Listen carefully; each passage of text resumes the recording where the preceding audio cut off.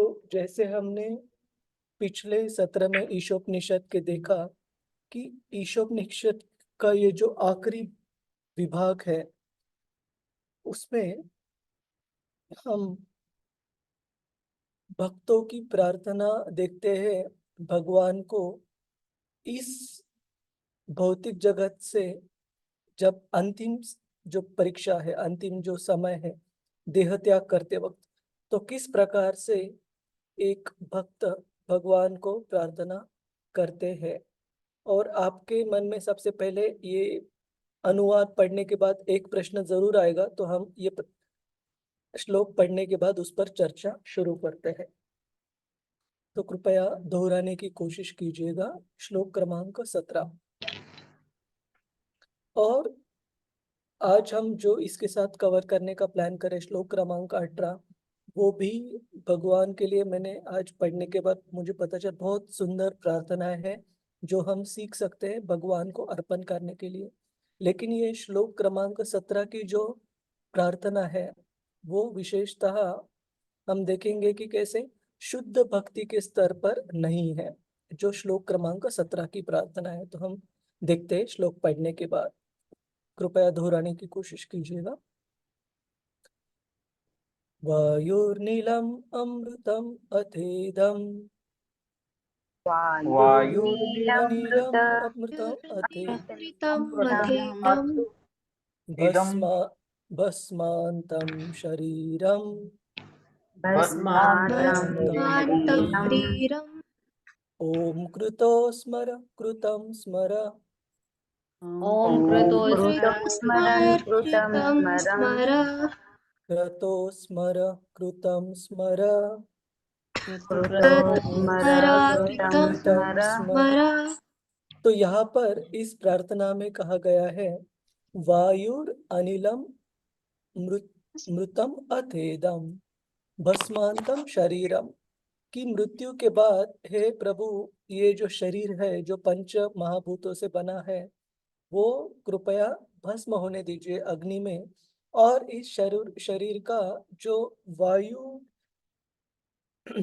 Earth water fire air ether, ये जो पृथ्वी वायु जल अग्नि और आकाश, ये जो पांच पंच महाभूत है, ये अलग अलग अपने अपने एलिमेंट्स में अलग अलग जो भी तत्व है जो जिससे हमारा ये शरीर बना है उस तत्वों में इसको विलीन होने दीजिए। तो प्राणवायु वायु में, और अनिलम अनिलम एक हम इसका अनुवाद पढ़ते हैं। इस क्षणभंगुर शरीर को भस्म हो जाने दे और प्राणवायु को प्राणवायु के पूर्ण कोश में मिल जाने दे। अब हे भगवान मेरे समस्त यज्ञों को स्मरण करें, और चूंकि आप परम भोक्ता है अतएव मैंने आपके लिए जो भी कुछ किया है उसे स्मरण करें।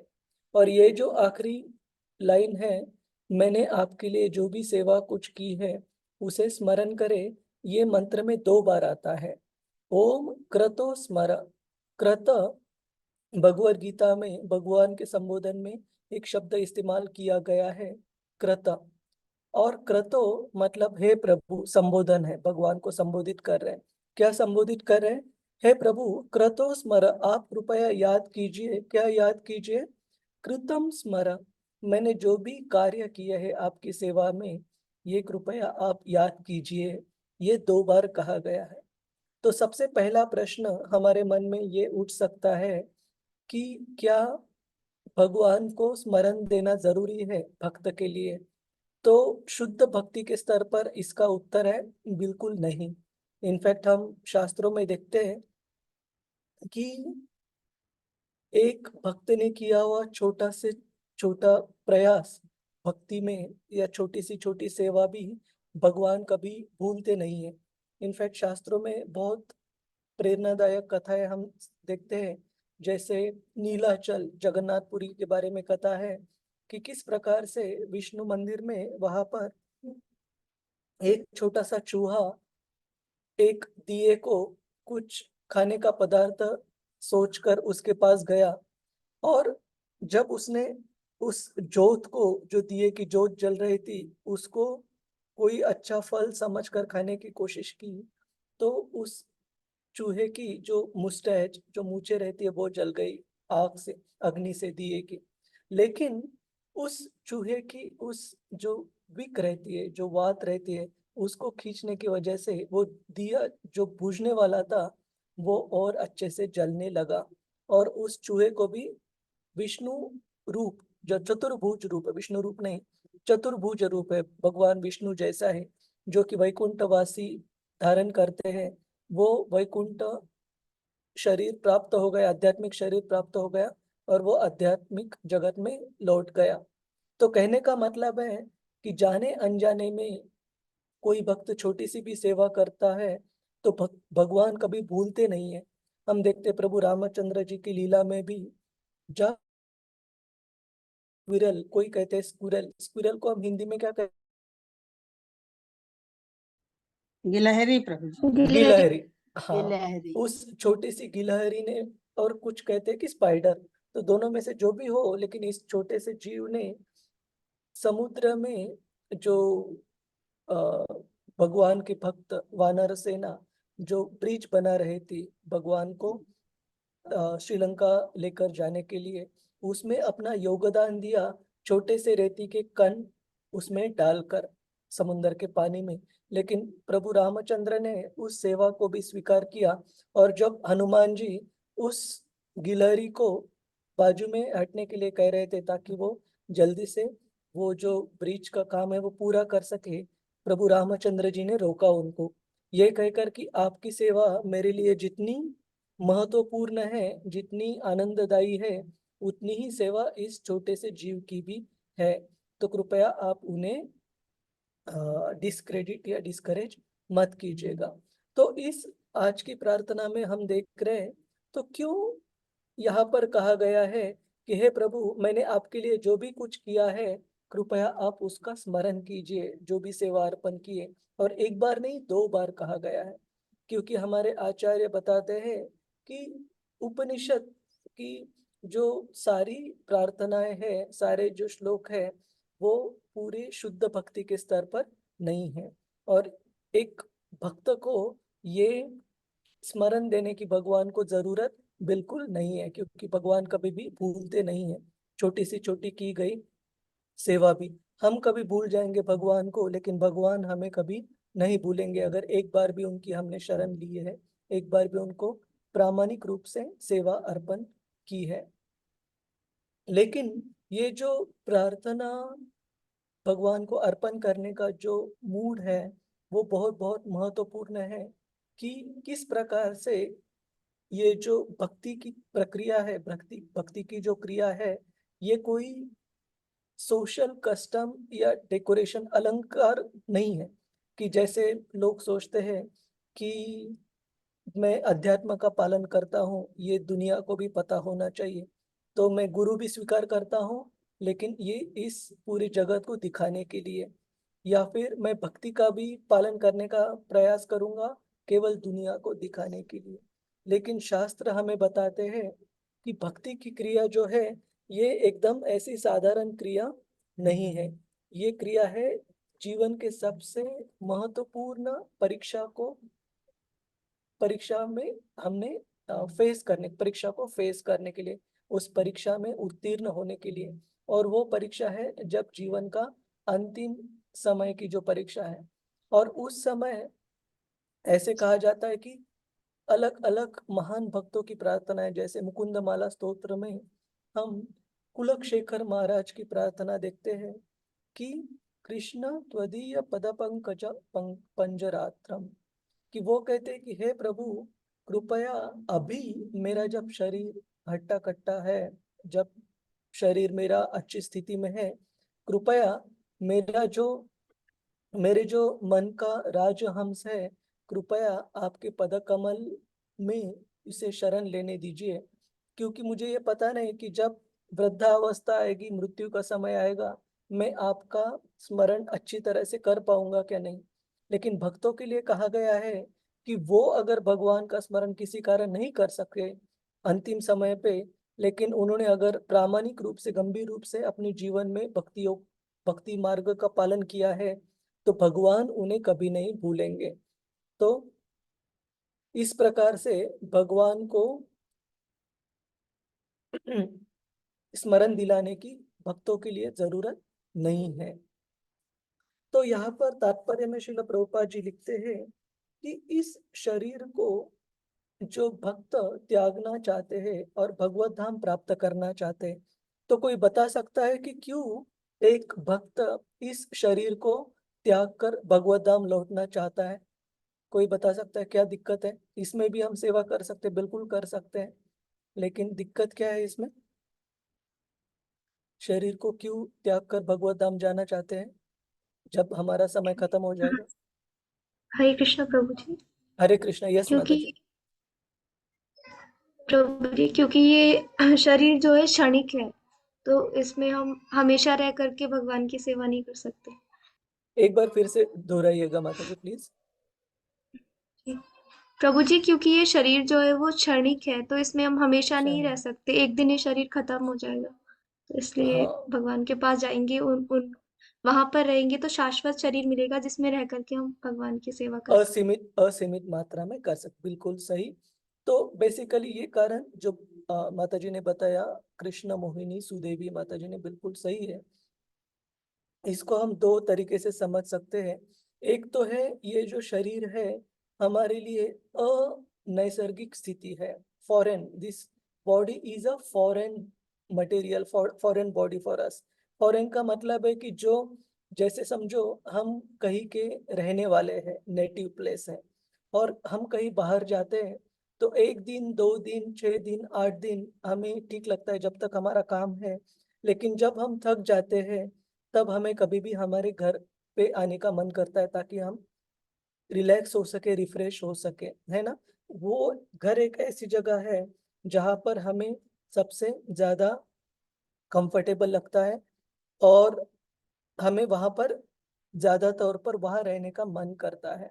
उसी तरीके से एक जीवात्मा के लिए ये जो शरीर है ये एक बाहर की जगह है। जैसे माता जी ने कहा ये एक नश्वर रूप से शरीर है। तो ये हमारा जो परमानेंट रेसिडेंस है, जो हमारा हमेशा का निवास है, वो नहीं है।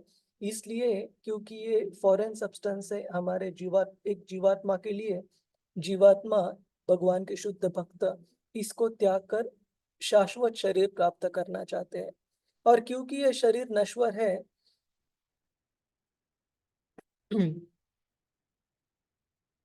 इसमें और एक दिक्कत है कि भगवान की सेवा करने के लिए तो बहुत लाभदायक है, लेकिन भगवान की सेवा करने की काफी सारे सीमाएं हो जाती है इस शरीर में। जैसे हम देखते हैं कि अभी हाथ पांव अच्छे से चल रहे हैं तो ठीक है, लेकिन जैसे उम्र बढ़ती जाएगी उसी प्रकार से इस शरीर की जो अलग अलग जो दिक्कतें हैं, जो प्रॉब्लम्स है, ऋषभ देव कहते हैं कि ये शरीर नश्वर तो है, लेकिन नश्वर एक क्षणिक होने के बाद परेशानियां बहुत सारी देता है, दुख योनि कहा जाता है। दुख योनि का मतलब है कि इसमें जो भी कुछ परेशानियां, दुख इस भौतिक जगत में जो भी हमें भुगतने पड़ते हैं, ये इस शरीर से द्वारा हमें भौतिक प्रकृति प्रदान करती है। जन्म, मृत्यु, जरा, व्याधि, इस हर एक चीज में इस शरीर से हमें बहुत सारे कष्ट प्राप्त होते हैं। तो ये भी एक दिक्कत है कि भगवान की सेवा में ऐसे नहीं कि असीमित मात्रा में हम सेवा कर सके, ये शरीर थक जाता है, इसका भरण पोषण करना पड़ता है, और इतना सब अच्छे से भरण पोषण करने के बाद भी कुछ समय बाद ये इस्तेमाल लायक नहीं रहता। तो ये दो कारणों की वजह से, एक तो ये शरीर हमारे लिए फॉरेन सब्सटेंस है, अनैसर्गिक रूप से हम इस शरीर में वास कर रहे हैं, और दूसरा कि क्योंकि ये शरीर नश्वर है इसकी सीमाएं है भगवान की सेवा में इस्तेमाल करने के लिए। लेकिन एक चीज भक्त के रूप में हमने इस शरीर के बारे में जानना चाहिए, जो बाकी ट्रांसेंडेंटल है, जो अध्यात्मवादी है, शरीर को इस ठीक से नहीं समझ पाते। जो कर्मीज, जो कर्मकांडीज हैं, जो कि अपने केवल और केवल इंद्रिय तृप्ति के लिए जिनकी प्रेरणा रहती है और जो शास्त्र का आधार केवल और केवल अपनी इंद्रिय तृप्ति पूर्ण करने के लिए लेते हैं। ऐसे कर्मी के लिए जो फ्रूटिव वर्कर जिन्हें कहा जाता है, जो कि कर्म फल की अपेक्षा रखते हैं अपनी आनंद के लिए, भौतिक आनंद लाभ के लिए, they fantasize they fantasize about the body. इसका मतलब है वो शरीर को एक भौतिक आनंद प्राप्त करने की जो चीज है उस हिसाब से शरीर को वो देखते हैं। कौन देखते हैं? कर्मी इस प्रकार से देखते हैं। और जो ज्ञानी रहते हैं वो क्या करते हैं कि इस शरीर को दे डिमोनाइज द बॉडी। इसका मतलब है वो कहेंगे कि ये शरीर सारे दुखों का कारण है, ये शरीर सारे इच्छाओं का कारण है, तो ये शरीर मुझे त्यागना है। और त्याग कर क्या करना है? दूसरा शरीर नहीं प्राप्त करना है, भगवान की ब्रह्म ज्योति में विलीन होना है। तो ये शरीर एक कर्मी के लिए भौतिक आनंद प्राप्त करने की सुख वस्तु है, और एक ज्ञानी के लिए ये शरीर सारे दुखों का, कष्टों का कारण है, जो कि सही रूप में है, लेकिन उनका जो प्रयोजन है, उनका जो उद्देश्य है, वो बिल्कुल अलग है। वो चाहते हैं कि क्योंकि ये शरीर मुझे इसको त्याग करूंगा, लेकिन भगवान केवल कष्ट देता है ये शरीर, इसलिए त्यागना नहीं चाहते भगवान के भक्त। जो भगवान के भक्त है वो शरीर को किस प्रकार से देखते हैं? They look at the material body from the point of view of its utility. एक भक्त, भगवान के भक्त इस भौतिक शरीर को देखते हैं, उस ये शरीर इस प्रकार की बहुत ही मौल्यवान मशीन है भगवान ने दी गई हमें, जिसका आधार लेकर, जिसका उपयोग कर कर हम भगवान की शुद्ध भक्ति को प्राप्त कर सकते हैं। तो भगवान के जो भक्त रहते हैं वो इस भौतिक शरीर को उसकी उपयोगिता, उसकी यूटिलिटी वैल्यू है उसके हिसाब से देखते हैं। एक कर्मी जो है वो इस शरीर को एक भौतिक उपभोग की वस्तु, सुख देने की वस्तु, इस हिसाब से देखता है। और एक ज्ञानी जो होता है वो केवल और केवल एक दुख या कष्ट देने की चीज, इससे छुटकारा पाना चाहता है। लेकिन आप अगर श्रीमद् भागवतम में कुछ कुछ प्रार्थनाएं देखोगे, तो जैसे महाराज पुरुरवा की प्रार्थना आती है श्रीमद् भागवतम में। आप सभी जानते हैं कि पुरुरवा महाराज एक, उनके शुद्ध भक्त होने से पहले बहुत लंबे समय तक वो काफी भौतिक उपभोगों में जुड़े थे, और स्वर्ग की अप्सरा उर्वशी के प्रति वो काफी आसक्त थे। इतने आसक्त कि उस अप्सरा को प्राप्त करने के लिए, उसका संग प्राप्त करने के लिए बहुत लंबी तपस्या की उन्होंने, और बहुत बड़ा यज्ञ भी किया। और उस यज्ञ को सारी आहुति प्रदान करने के बाद साक्षात विष्णु का दर्शन प्राप्त किया पुरुरवा महाराज ने। लेकिन क्योंकि वो शुद्ध भक्ति के स्तर पर नहीं थे, अभी भी कर्मी जैसे भौतिक सुख प्राप्त करने की लालसा रखते थे, अंत में भगवान का दर्शन लेकर भी उन्होंने शुद्ध भक्ति नहीं मांगी या वैकुंठ वास नहीं मांगा। उन्होंने क्या मांगा? उर्वशी का संग मांगा। तो भगवान ने कहा ठीक है, जीव है, उसने कोई इच्छा की है तो भगवान कभी उसको ना नहीं कहेंगे। लेकिन कहने का मतलब है, ये पुरुरवा महाराज जब उनको शुद्ध भक्ति की प्राप्ति हुई और जब उनको अपनी गलतियां पता चली कि कितने लंबे समय तक मैंने अपना अपना इतना सारा प्रयास ये पूरी तरह से ये गलत चीज में लगाया, इसी समय में अगर मैं भगवत भक्ति के लिए प्रयत्न करता तो कितने पहले ही मैं भगवान का शुद्ध भक्त हो जाता। इस तरीके से वो काफी रिपेंट, रिपेंट को क्या कहते हैं? रिपेंटेंस हिंदी में? पछतावा प्रभु जी, पछतावा, पछतावा। पश्चाताप। हाँ, हाँ। पछतावा। वो पछतावा कर रहे थे कि मैंने कितनी बड़ी भूल कर दी, साक्षात भगवान विष्णु का दर्शन प्राप्त कर लिया, लेकिन उनको कृष्ण प्रेम पूछने की जगह मैंने क्या मांगा? स्वर्ग की अप्सरा उर्वशी का संग मांगा।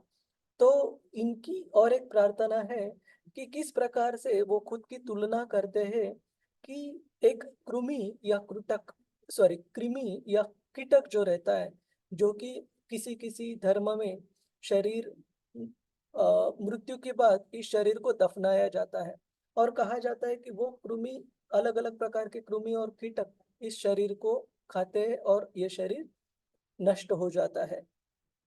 पृथ्वी में घुल मिल जाता है। तो पुरूरवा महाराज कहते हैं कि मेरी जो स्थिति है वो उस कृमि या कीटक से बेहतर बिल्कुल नहीं है, जो कि एक मृत शरीर को खाता है और उसको खा के नष्ट कर देता है। जिस प्रकार से वो कृमि या कीटक ये एक मृत शरीर को उपभोग करने में लगा रहता है, उसी प्रकार से इतने लंबे समय के लिए, हजारों साल के लिए, मैं भी इस भौतिक शरीर से भौतिक आनंद प्राप्त करने की इच्छा लेकर इस समय को मैंने गवाया। इस तरीके से वो पछतावा करते हैं पुरूरवा महाराज। तो आपको लगेगा कि ये शुद्ध भक्त हो गए, लेकिन इन्होंने की हुई जो प्रार्थना है वो एक ज्ञानी जैसे ही दिख रही है, कि जो बोल रहे हैं कि शरीर केवल और केवल कष्ट देने के लिए बना है। लेकिन पुरूरवा महाराज और इन ज्ञानी अध्यात्मवादियों में फर्क यह है कि जो ज्ञानी रहते हैं उनका प्रयोजन रहता है, उनका जीवन का उद्देश्य रहता है भगवान के साथ उनकी ब्रह्म ज्योति में विलीन होना। सेवा ये उनका उद्देश्य नहीं रहता। लेकिन भगवान के जो भक्त है, इस शरीर से उनका जो भी साक्षात्कार है कि किस प्रकार से ये शरीर कष्ट देने के लिए ही केवल और केवल बना है, उनका साक्षात्कार रहता है। इसीलिए मैंने इस भौतिक शरीर को त्याग कर कर भगवान की सेवा में अच्छे से जुड़ना है, तो आध्यात्मिक शरीर प्राप्त करना चाहिए। केवल भगवान के जो भक्त है ये भौतिक कठिनाइयों को दूर करने में नहीं लगे रहते। उनकी इच्छा रहती है, उनका प्रयोजन रहता है इस भौतिक कठिनाइयों को दूर करके मैं भगवान की सेवा में अच्छे से कैसे जुड़ पाऊं। इसलिए ये तीनों प्रकार के अध्यात्मवादियों का आपको समझ में आया कि किस प्रकार से ये शरीर को देखते हैं। जो कर्मीज है वो सुख वस्तु के रूप में शरीर को देखते हैं। जो ज्ञानीज है वो केवल केवल दुखों का स्रोत, कष्टों का स्रोत के रूप में शरीर को देखते हैं। दे डिमोनाइज द बॉडी। डिमोनाइज को क्या कहते हैं हम? कोई बता सकता है? श्री हरिप्रिया माता जी है क्या सेशन में? What is demonetization mean? हाँ प्रभु जी, उनका दूसरा क्लास भी चल रहा है। ठीक है, ठीक है, चलेगा। तो डिमोनाइजेशन का मतलब है कि ज्ञानी जो है केवल और केवल दुखों के स्रोत के रूप में इस शरीर को देखते हैं। लेकिन जो भक्त देखते हैं वो इस रूप में देखते हैं कि शायद नश्वर हो, दुखों का स्रोत हो, लेकिन इसका मूल्य मेरे लिए बहुत महत्वपूर्ण है। क्या मूल्य है? इस शरीर का इस्तेमाल कर कर मैं भगवत भक्ति, शुद्ध भक्ति प्राप्त कर सकता हूँ, और इसके लिए मैं शरीर का जरूर इस्तेमाल करूंगा। किसी का कोई प्रश्न है इसके बारे में? हरे कृष्णा। नहीं प्रभु जी। ठीक है, हम आगे बढ़ते हैं। अभी श्रील प्रभुपाद जी का तात्पर्य में से कुछ कुछ चीजें देखते हैं।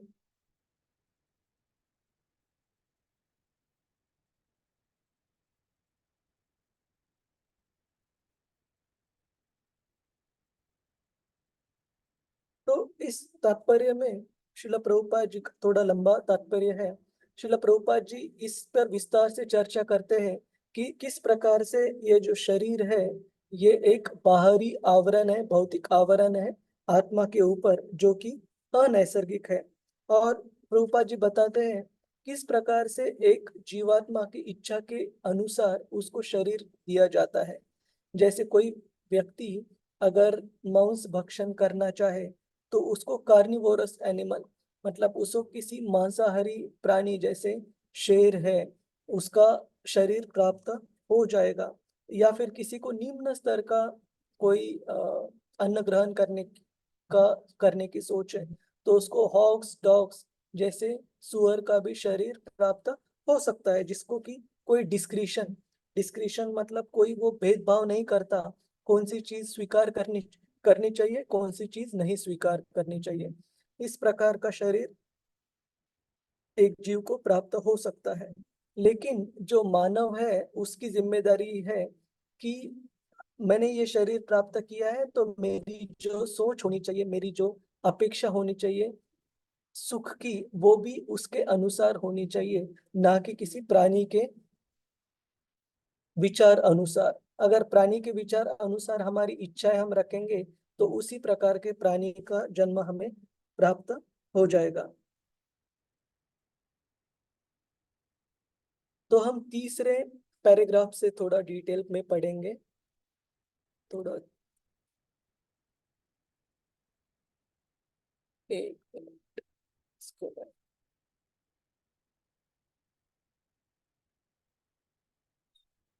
कोई पढ़ना चाहेगा इस थर्ड पैराग्राफ को? किंतु कुछ जी भी प्रभु हो। जी, हरे कृष्ण। हरे कृष्णा माता जी। यस माता जी। शशिमुखी ब्रजेश्वरी। किंतु कुछ भी हरे हो। कृष्णा प्रभु जी। हरे कृष्णा हरे। प्रभु जी। यस माता जी। प्रभु जी, मेरा एक प्रश्न था जो हाँ। श्री हरिप्रिया माता जी ने पीवी क्लास में पूछा था।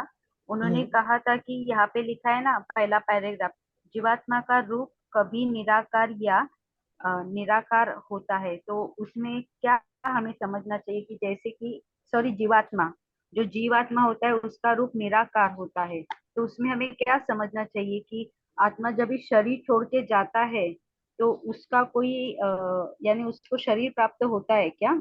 देखिए माता जी, मैं जो पढ़ रहा हूँ एक बार मैं आपको स्टेटमेंट बताता हूँ। The identity of the living entity is never impersonal और फॉर्मलेस। यहाँ कहा गया है कि कभी निराकार नहीं होता। ठीक है। यस। आप जो अभी बताया आपने ये उल्टा था। जीवात्मा का रूप कभी निराकार या निर्विशेष नहीं होता। इसका मतलब है आध्यात्मिक जगत में भी हम जब वास कर रहे थे तब हमें आध्यात्मिक शरीर हमारे पास था। ठीक है। ओके। हाँ।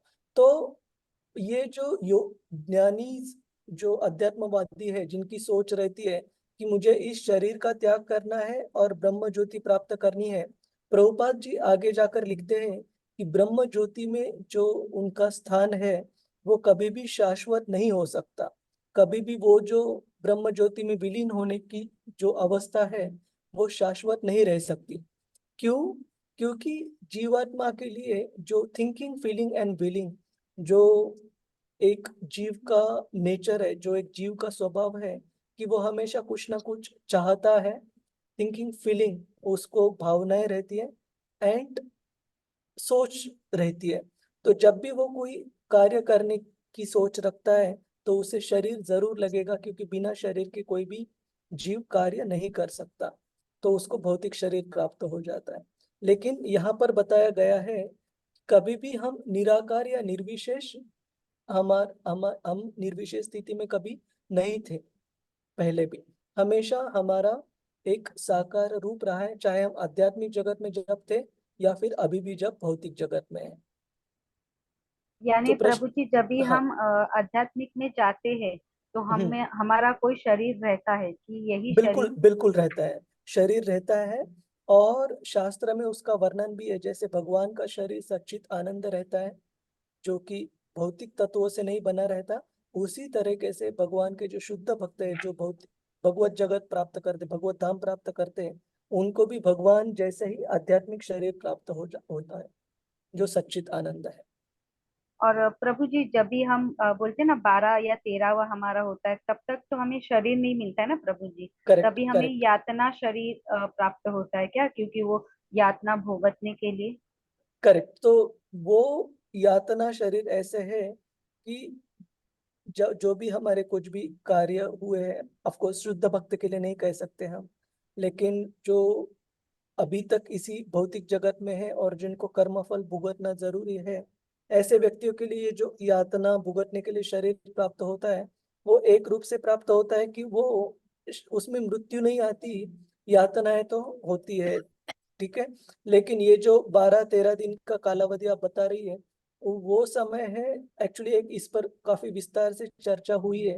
हरे कृष्णा टीवी का एक वीडियो है, मैंने कुछ दिन पहले टाइटल देखा था लेकिन डिटेल नहीं देख पाया, कि यूट्यूब में, कि मृत्यु के बाद एक आत्मा को कितना समय लगता है आगे जाने के लिए, चाहे वो भक्त हो चाहे वो भौतिकवादी व्यक्ति हो। ठीक है। तो आप जो कह रहे हो वो सही है कि तब तक वो आगे नहीं बढ़ता, और इसीलिए ये सारे मृत्यु के बाद वाले भी जो संस्कार है वो रहते हैं, ताकि उस जीवात्मा को आगे बढ़ने के लिए कन्वीनियंट हो। ठीक है माता और जी। आध्यात्मिक में प्रभु जी हमें जो शरीर मिलता है वो श्री कृष्ण के जैसा ही, एक उनके जैसा ही जैसे रहता है? सच्चित आनंद रहता है। करेक्ट। सच। ओके, सच्चित सिर्फ आनंद। क्षमते में हम कम रहते हैं तभी भी? Correct correct. Correct. तो हम अनु है, भगवान विभु है। Krishna is infinite, we are infinite, ऐसे बात। तो क्षमता के रूप में वो एकदम भगवान का छोटा सा हिस्सा है, लेकिन क्षमता में भगवान असीमित है। लेकिन जो शरीर का तत्व है, quality wise we will get similar body to lord. Hare Krishna और थैंक यू प्रभु। प्रभु जी। हरे कृष्ण। प्रभु जी, शुद्ध भक्त को तो आध्यात्मिक शरीर मिल जाएगा, जो शुद्ध भक्त नहीं, बिल्कुल, हाँ, तो उनका यही कहा क्या मैंने, होगा? शुद्ध भक्त को ऐसे कहा गया और है कि उनकी जैसे, मृत्यु हो जाएगी तो देहांतरण होगा, तो उस दौरान जैसे हम जीव की बात करें कि जीव एक देह छोड़ के दूसरे में गया और फिर वो निराकार नहीं है अगर, तो अलग अलग शरीर कैसे बदलेगा?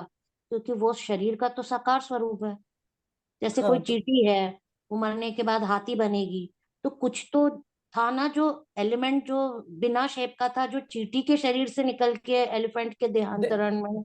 देखिए, ऐसे कहा जाता है कि जिस तरीके की हमारी सोच, मेंटेलिटी हम बनाते हैं मृत्यु के पहले, अगर हम भगवत धाम नहीं जा रहे हैं, तो मृत्यु के पहले से जो हमारी सटल बॉडी है, समझो अगर किसी व्यक्ति को किसी प्राणी का जन्म प्राप्त करना है इस मृत्यु के बाद, तो उस व्यक्ति की सोच के अनुसार जो सटल बॉडी है, वो पहले उस प्राणी के इसको धारण कर लेगी, और उस व्यक्ति को भी ट्रेनिंग दी जाएगी कि समझो किसी को कुत्ते का जन्म प्राप्त करना है, तो कुत्ते के जन्म में तो ऐसे तो वो तुरंत जी नहीं सकेगा, उसके लिए काफी डिफिकल्ट हो जाएगा।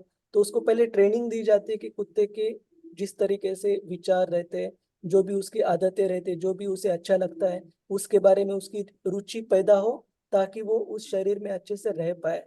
तो निराकार का मतलब है कि हम कभी भी इम्पर्सनल, मतलब जीवात्मा कभी भी इस शरीर को त्यागने के बाद भी निराकार नहीं है।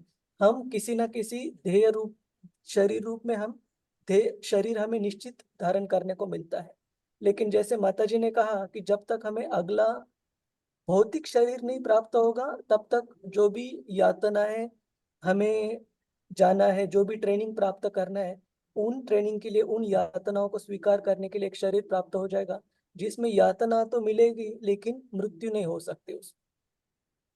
ठीक है, तो कभी भी निराकार नहीं है माता जी। श्री हरि प्रिया माता जी। जी प्रभु ठीक जी, है। एक और छोटा सा क्वेश्चन है, हाँ सॉरी, पर हाँ आजकल जो लोग जैसे कहीं पे मृत्यु होती है और कहीं विदेश में रहते हैं किसी के बच्चे, तो वो 2-3 दिन में ही ये सब संस्कार कर जाते हैं हिंदुओं में, तो क्या वो शरीर भटकता ही रहेगा? जो एक प्रोसेस है 13वां जो होता है, सही। वो अगर नहीं कर रहे हैं तो फिर? देखिए, आइडियल चीज बताता हूँ और फिर आजकल क्या होता है वो बताता हूँ। आइडियल क्या है, ऐसे कहा जाता है कि हमारी जो सबसे अंतिम जो आहुति है, वो अपनी शरीर की आहुति है अग्नि में। तो आइडियल आदर्श ये है कि जितना जल्दी हो सके देहांत के बाद शरीर के अंत्य संस्कार होने चाहिए, उसको रखना बिल्कुल ठीक नहीं है।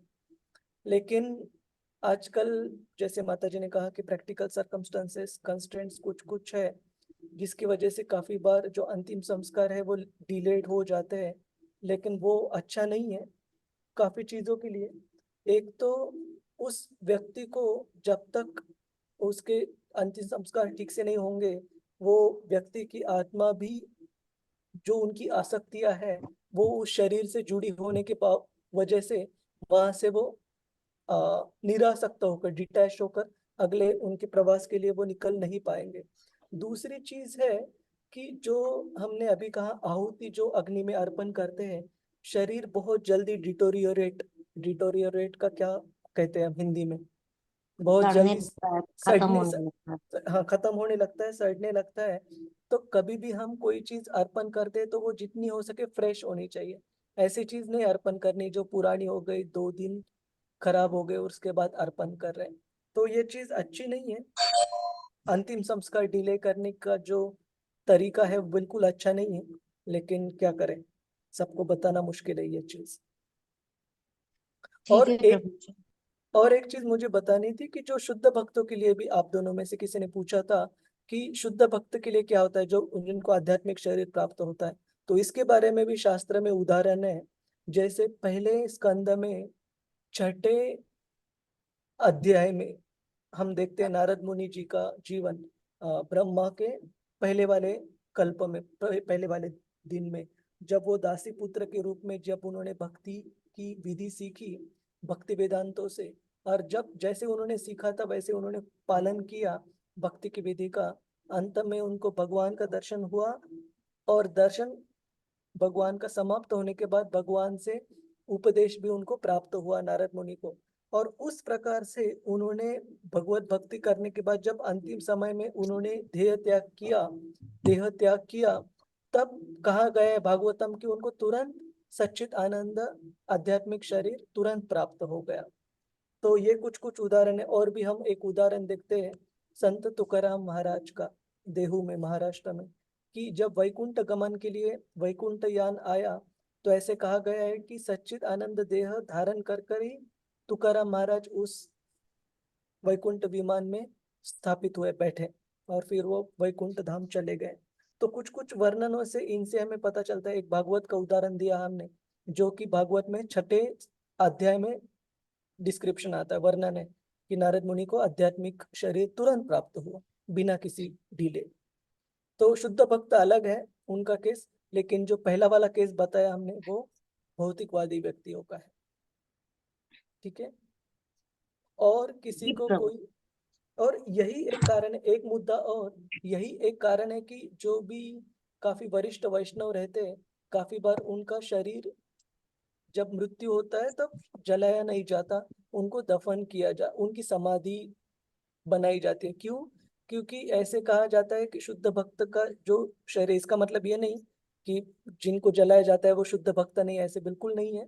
लेकिन जो वरिष्ठ वैष्णव जो है, जैसे काफी बड़े सन्यासी वगैरह जो रहते हैं, उनका जो शरीर प्रभुपाद है, जी की भी समाधि है ना वहाँ पे, रात समाधि, के बलराम हाँ टेम्पल के वहाँ पर। करेक्ट, प्रभुपाद जी की, और प्रभुपाद जी के काफी सारे वरिष्ठ शिष्यों की भी है, भक्ति चारू महाराज की है, तमाल कृष्ण गोस्वामी महाराज की है, काफी सारे भक्तों, गौर गोविंद स्वामी महाराज की है।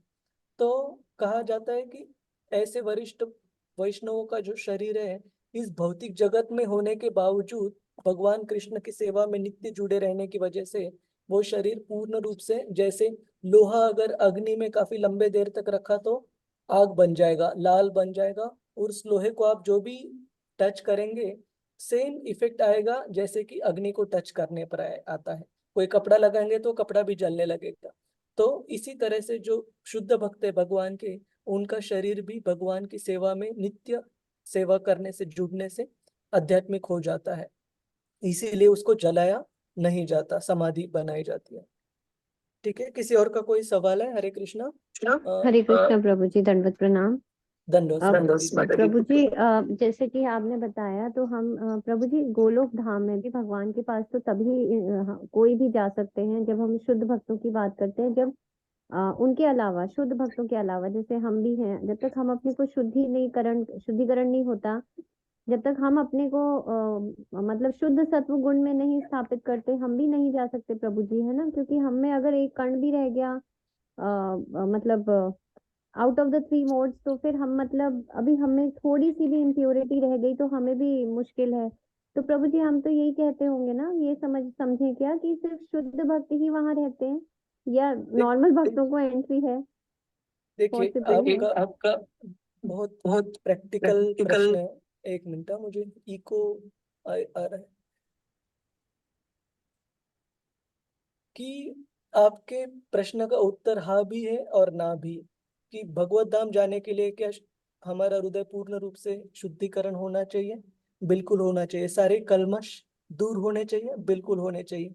क्या इसका मतलब ये है कि जब तक ये सारे कल्मश अपने हृदय से दूर ना हो जाए हम इस भौतिक जगत में पड़े रहेंगे?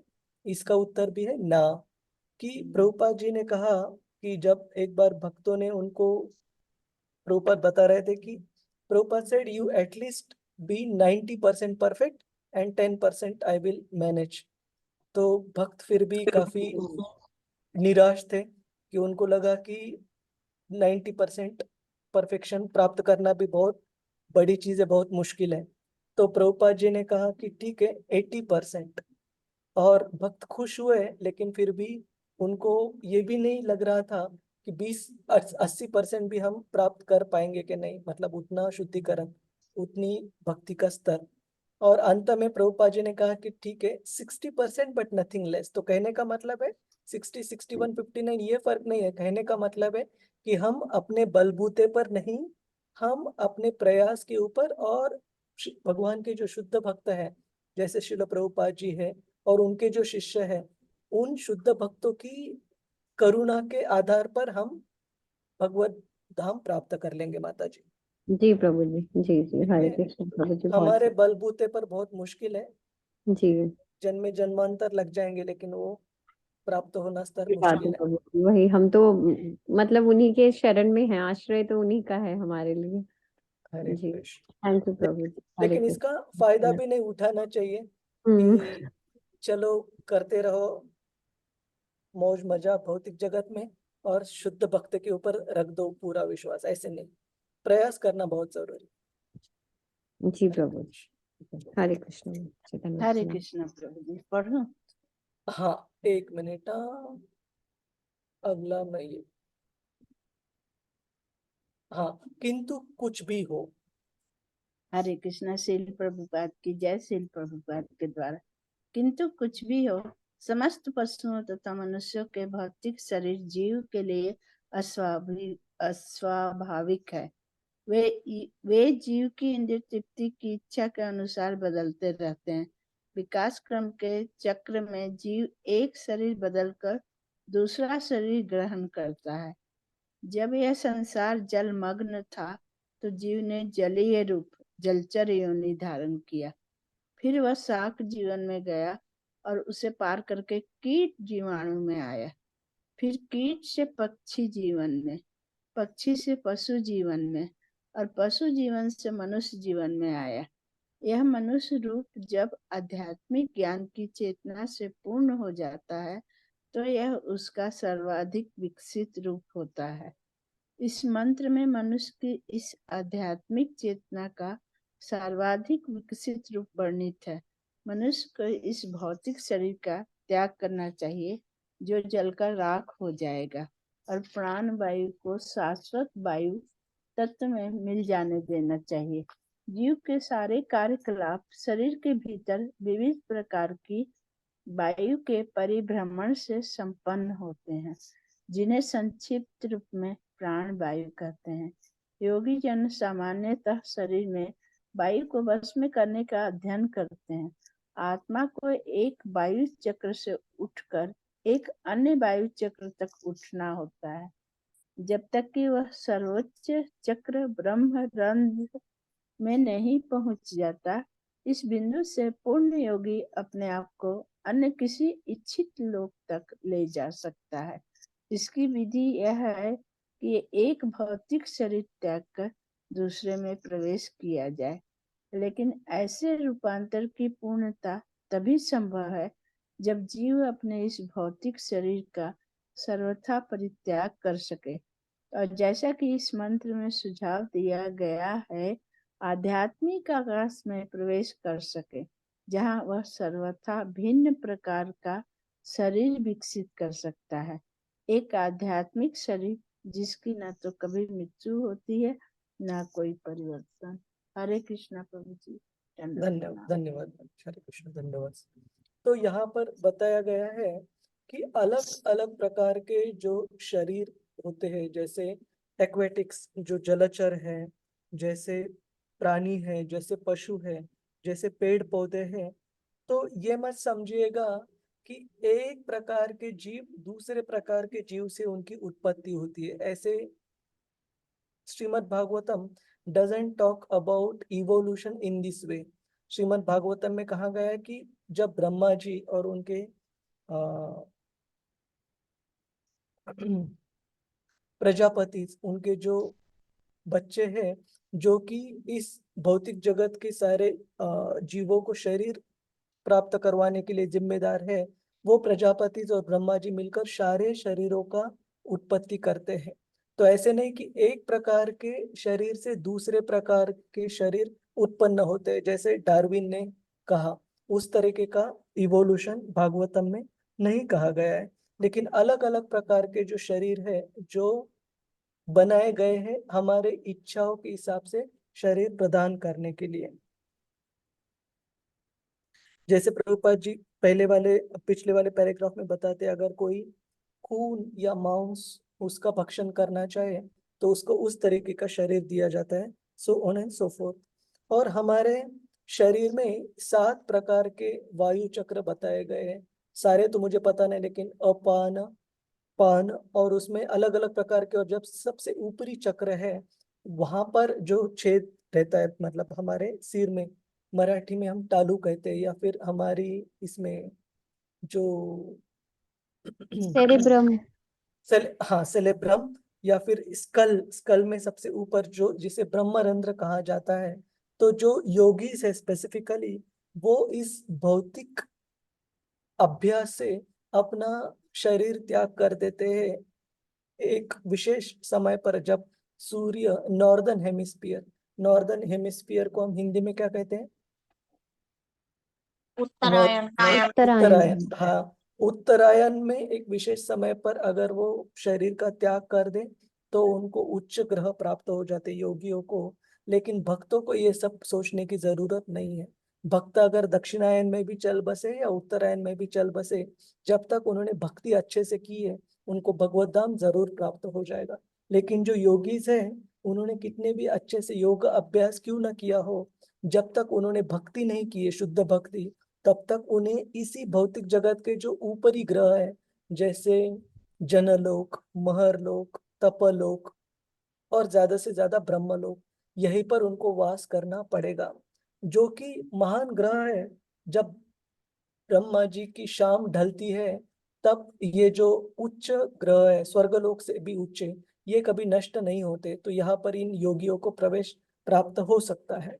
लेकिन और जो ज्ञानीज है वो ज्यादा से ज्यादा भगवान की जो ब्रह्म ज्योति है उसको प्राप्त कर सकते हैं। केवल और केवल भक्त जिन्होंने भक्ति की है, शुद्ध भक्ति, वही भगवान के धाम को प्राप्त कर सकते हैं। बाकी योगी इसी भौतिक जगत में ऊपरी ग्रहों तक जा सकते हैं, और जो ज्ञानीज है वो ज्यादा से ज्यादा ब्रह्म ज्योति स्तर पर ही जा सकते हैं। और शास्त्र कहते हैं वहां से आना, रिटर्न आना 100% निश्चित है, 99 भी नहीं।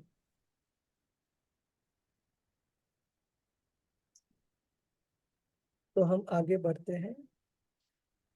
हाँ, और पैराग्राफ 4 की आखिरी लाइन में श्रील प्रभुपाद जी यहाँ पर बताते हैं कि किस प्रकार से जो ब्रह्म ज्योति को प्राप्त करते उनको भी रिटर्न आना बिल्कुल निश्चित है। ये यहाँ पर बताया गया है। उसे सचमुच गिरना ही पड़ेगा, भले ही वह ब्रह्म ज्योति से एकाकार क्यों न हो चुका हो। इसका मतलब है जो भी ज्ञानी अंत में, बहुत कम ज्ञानी इस स्तर को भी प्राप्त कर पाएंगे, लेकिन इसको प्राप्त करने के बाद भी उनका इस मर्त्य लोक में पतन बिल्कुल 100% निश्चित है।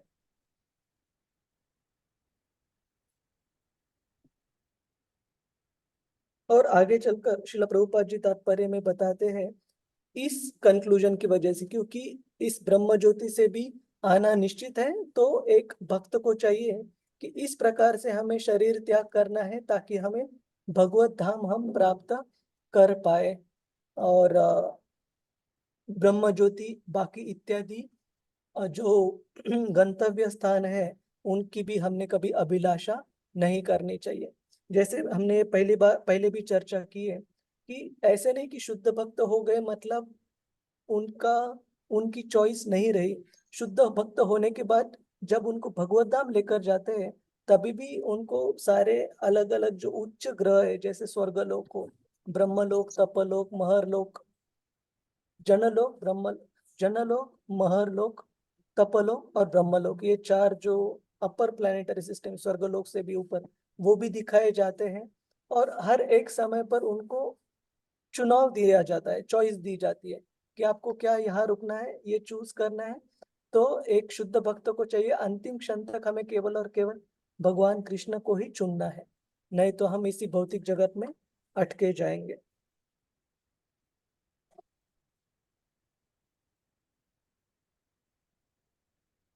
और बाद में आगे चलकर श्रील प्रभुपाद जी लिखते हैं तात्पर्य में कि किस प्रकार से हमारे जीवन के अंतिम समय पर हमारी जो मनस्थिति है, जो भी हमारे विचार है, वो बहुत मायने रखते हैं। और श्रील प्रभुपाद जी ये जो काफी प्रचलित फेमस श्लोक है भगवत गीता 8वें अध्याय से, वो कोट करते हैं, यम यम वापि स्मरण भावम त्यजत्यन्ते कलेवरम तम तमे वैतिकम तेय सदा तद्भाव भावितः। कि जिस प्रकार से हमारे भाव रहेंगे, जिस प्रकार से हम स्मरण करेंगे शरीर त्याग करते वक्त, त्यजत्यन्ते कलेवरम तम तमे वैति कौन्तेय सदा तद्भाव भावितः। तो इस पर एक व्यक्ति विचार कर सकता है कि ये तो बहुत आसान है कि अभी जो करना है कीजिए और मृत्यु के समय पर केवल भगवान को याद करेंगे, बात खत्म।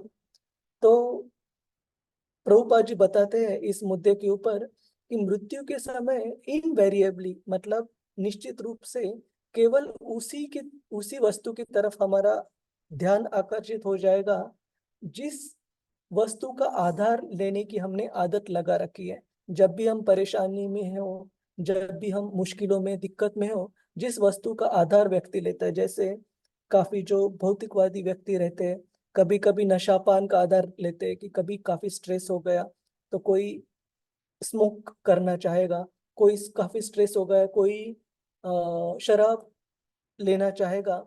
तो जिस वस्तु का, जिस मनस्थिति का आधार लेने की हमने आदत बनाए रखी है, जब भी मुश्किल आती है या फिर जो भी आइडल समय, आइडल को हम हिंदी में क्या कहते हैं श्री हरि, जो खाली समय रहता है, जब हमें करने के लिए और कुछ नहीं, खाली समय पर जहां भी हमारा मन आकर्षित हो जाता है, निश्चित रूप से इस भौतिक जगत में वही सारी चीजें हमें याद आएंगी जब हमारा त्यजत्यन्ते कलेवरम, जब शरीर त्याग करने का समय आएगा। तो केवल और केवल अगर हमने भक्ति के कार्यों में अपना मन जोड़ा है और मन को उस प्रकार से प्रशिक्षण दिया है भगवान को याद करने का, तभी हम भगवान को याद कर सकते हैं शरीर त्याग करने के समय पे। तम तम एवैति कौन्तेय सदा तद्भाव भावितः। और उस भाव के हिसाब से जो हमारा शरीर त्याग करते वक्त है, हमें अगला शरीर प्राप्त हो जाएगा। लेकिन फिर मन में ख्याल तो वही आता है कि क्या हमने इतनी भक्ति पालन करने के बाद भी अंत में अगर हम भगवान को याद नहीं कर पाए भक्त के रूप में तो क्या होगा। तो इसके बारे में भी ईशोपनिषद में प्रभुपाद जी लिखते हैं, हमें उसके लिए चिंतित होने की जरूरत नहीं है। प्रभुपाद जी लिखते हैं यहाँ पर, किंतु आपको ये हाईलाइटेड पार्ट दिख रहा है माता जी, जो भी मैं हाईलाइट कर रहा हूँ? जी जी जी प्रभु जी। हाँ, किंतु यदि सॉरी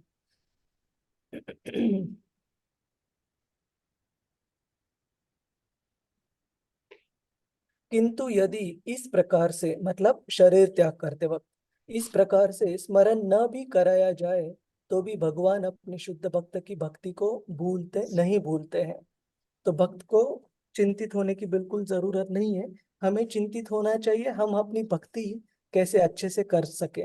उसके बाद हमने श्रील प्रभुपाद जी के ऊपर डिपेंड रहना है और भगवान कृष्ण के ऊपर डिपेंड रहना है। प्रभु जी एक प्रश्न पूछूं?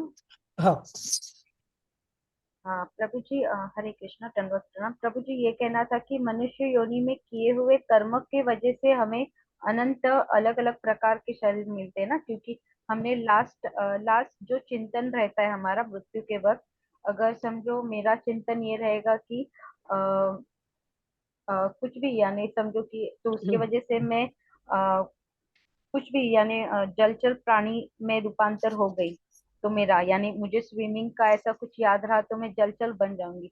पर उसके बाद जलचर प्राणी के बाद जो रहता है ना आगे का योनि, वो किस हिसाब से मिलता है? वो भी अ, मनुष्य योनि में किए हुए थॉट प्रोसेस के वजह से। देखिए, एक बार हम किसी भी प्राणी रूप में अगर जन्म लिया, चाहे वो जलचर हो, पशु पक्षी हो, कीटक हो, पेड़ पौधे हो, जो भी प्राणी, मतलब मनुष्य छोड़कर बाकी, तो हमारा जो इवोल्यूशन है आगे वो ऑटोमेटेड है। उसमें फिर स्मरण की कोई गुंजाइश नहीं है या कोई जरूरत नहीं है, ऑटोमेटेड है। एक के बाद एक कौन सा जन्म प्राप्त होगा। लेकिन मनुष्य जीवन में जो भी हमारी सोच है, जो भी हमारे विचार है, उससे ये जरूर तय हो सकता है कि अगर मनुष्य जन्म नहीं तो बाकी कौन सी योनि में उस व्यक्ति को जन्म दिया जाए, ये जरूर तय हो सकता है। लेकिन भक्तों के लिए भगवत गीता में काफी सारे जगह पर हम पढ़ते हैं, भक्तों को मिनिमम, कम से कम ये तो जरूर होगा कि उनका निम्न योनि में अधपतन नहीं होगा जब ज्यादा से ज्यादा करके। भगवत गीता श्योर कर दिया कि अगर हमने प्रसाद भी ग्रहण किया है, थोड़ी भी भक्ति क्यों ना की हो, त्रायते महतो भयात, उस तात्पर्य में प्रभुपाद जी लिखते हैं महतो भयात का मतलब क्या है, प्राणी योनि में जन्म प्राप्त करना। कम से कम उससे तो भक्त बच ही जाएंगे जरूर। ठीक है माता जी। ओके ओके प्रभु जी। तो आपने जो प्रश्न पूछा, मनुष्य जन्म योनि में विचार और हमारी मन स्थिति के अनुसार हमें अगला जन्म प्राप्त होगा। अगर भक्त नहीं है तो प्राणी योनि में भी प्राप्त हो सकता है, जिस तरीके के विचार है। कोई अगर बहुत ज्यादा ईर्ष्यालु है तो उसको ईर्ष्या वाले प्राणी, जैसे कि बिच्छू रहता है, सांप रहते हैं, बिना कारण काट देते हैं, इस प्रकार का जन्म प्राप्त हो सकता है। लेकिन उस जन्म के बाद आगे कैसे इवोल्यूशन होगा वो ऑटोमेटेड रहेगा, उसमें सोच की कोई जरूरत नहीं है बीच में। पर ठीक।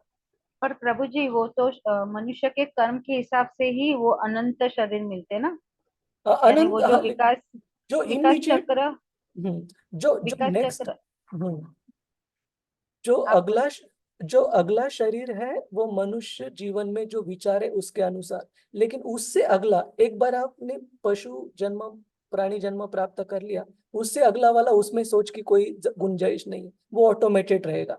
समझो एक सर्कल है, तो मुझे ये सर्कल कहाँ ज्वाइन करना है ये हाथ में है, लेकिन एक बार मैंने ज्वाइन कर लिया उसके बाद मोर और लेस वो ऑटोमेटेड ही रहेगा, उसमें कर्म वगैरह कुछ नहीं आएंगे फिर। अच्छा, पर हाँ। प्रभु जी जो बहुत सारे मिल रहे हैं ना अलग अलग अलग, यानी समझो किसी ने अगर कम पाप किए हैं तो उसको हम्म। कम विकास चक्र में जाना पड़ेगा करेक्ट ना फिर। करेक्ट, तो वो सर्कल में कहाँ एंट्री होगी वो डिफर करेगा, लेकिन एक बार एंट्री होने के बाद फिर ऑटोमेटेड रहेगा। ओके ठीक है ठीक सर। है। 8.4 मिलियंस में कहाँ एंट्री होनी है वो एक बार तय किया जाएगा उनके कर्म के हिसाब से, उसके बाद मोर और लेस वो फिट सेट है मतलब। ठीक है। ओके उसमें प्रभु जी धन्यवाद। कुछ कुछ अपवाद रह सकते, कुछ कुछ एक्सेप्शन रह सकते हैं, जैसे किसी प्राणी अवस्था में भी जाने अनजाने में कोई सुकृति प्राप्त हो जाए, भक्त को जाने अनजाने में सेवा हो जाए। जैसे मैंने आपको इस चूहे का उदाहरण दिया था कि आ, जाने अनजाने में उसने खाने की चीज एक फल सोचकर भगवान की जो जोत दिए की जो बुझ रही थी उसको फिर से जलाने में मदद की, तो उसको उसका फायदा मिल गया। तो दीज आर एक्सेप्शंस, बट जो नॉर्मल रूल है वो है ग्रेजुअल इवोल्यूशन, इवोल्यूशन का, उसमें बदल नहीं होगा एक बार शुरू होने के बाद। ठीक है। ओके प्रभु जी धन्यवाद। और एक कहा गया है कि भगवत धाम से जब भी हमारा पतन होता है पहली बार किसी भी जीव का, तो सबसे पहला जो जन्म दिया जाता है वो भी मनुष्य जीवन दिया जाता है। इसका मतलब भगवान जो सबसे पहला चांस हमें देते हैं भगवत धाम से पतन होने के बाद, वो सबसे बेस्ट चांस है कि ठीक है, एक बार तुमने सोचा अलग से इंडिपेंडेंटली स्वतंत्र रूप से आनंद उपभोगना है, तो ये ले लो मनुष्य जीवन, इसमें भी अभी तुम्हें मौका है शुद्धिकरण करने का और फिर से भगवत धाम लौटने का। तो कहने का मतलब है सबसे पहले जो मौका दिया जाता है वो भी काफी श्रेष्ठ मौका दिया जाता है पतित जीव को। ठीक है माता जी। जी जी माता जी, आप सारी हरे प्रश्न समझ में आ गए। हरे कृष्ण। तो हम आगे बढ़ते हैं।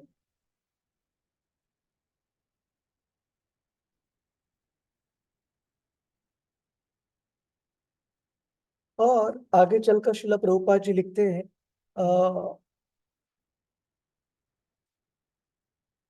पैराग्राफ 10 एंड 11, 10वें और 11वें पैराग्राफ में, कि किस प्रकार से भगवान के जो भक्त है उनके ऊपर भगवान की विशेष प्रकार से कृपा प्राप्त रहती है। तो उससे जाने से पहले हम एक और पैराग्राफ यहाँ पर पढ़ेंगे, पैराग्राफ 9, जिसमें श्रील भक्ति विनोद ठाकुर जी का कोट है। ये कोई पढ़ना चाहेगा? हरे कृष्णा, श्रील भक्ति विनोद ठाकुर, 1 मिनट यहाँ से। हरे कृष्णा प्रभु जी, मैं पढ़ूं? हाँ हाँ माता जी। श्री भक्ति विनोद ठाकुर इन श्लोकों की व्याख्या इस प्रकार करते हैं। कृष्ण भक्त को संतों के सद्मार्ग पर समझना चाहिए, भले ही वह दुष्चरित क्यों न हो। मनुष्य को चाहिए कि दुष्चरित का अर्थ ठीक से समझे। बद्ध जीव को 2 प्रकार के कार्य करने होते हैं। एक तो शरीर के पालन के लिए तथा दूसरे आत्म साक्षात्कार के लिए। सामाजिक पद, मानसिक विकास, स्वच्छता, तपस्या, भोजन तथा जीवन संघर्ष, ये सब शरीर के पालन के लिए है। आत्म साक्षात्कार का कार्य भगवत भक्त होने पर संपन्न होता है और इसमें भी कार्य करना होता है। ये दो विभिन्न कार्य समानांतर चलते हैं, क्योंकि बद्ध जीव शरीर का पालन नहीं त्याग सकता है, लेकिन ज्यों ज्यों भक्ति में वृद्धि होती है त्यों त्यों शरीर पालन के लिए किए जाने वाले प्रभु जी ऊपर हाँ,